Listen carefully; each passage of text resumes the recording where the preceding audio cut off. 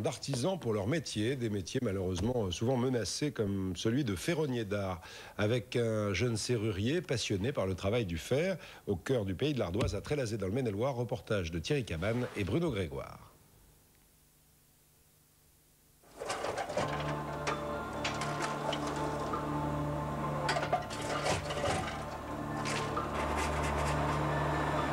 Je fais un foyer, donc je mets beaucoup de charbon.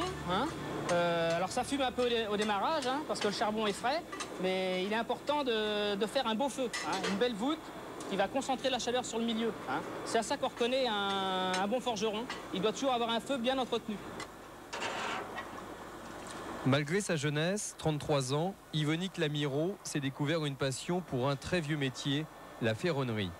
Une passion qui remonte à l'époque de sa formation en tant qu'apprenti chez un serrurier. Il avait 16 ans. Aujourd'hui, Yvonique est à son compte depuis 4 ans et le fond de son atelier est son royaume. Dans 20 mètres carrés, il a recréé le décor indispensable à l'exercice de son art.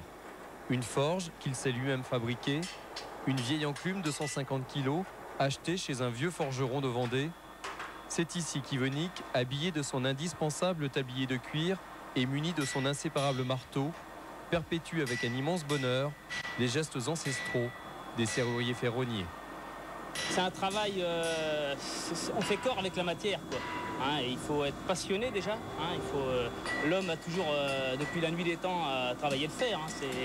Donc c'est un symbole un peu. Donc il faut l'aimer, je crois, dès le départ. Moi, quand j'étais petit, j'aimais taper sur un morceau de ferraille.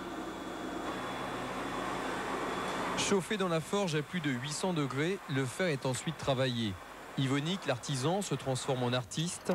Ces simples barres de fer se métamorphosent en ornements pour portail ou rampes d'escalier. On obtient des formes beaucoup plus harmonieuses que des pièces qui vont être faites à froid ou que la machine ne pourra pas. La machine qui va avoir un standard va pas pouvoir donner toutes ces formes. Ces beaux arrondis, on voit le travail de l'homme, on voit le coup de marteau. On voit, c'est pas une pièce lisse voilà, ça apporte une autre qualité quand même.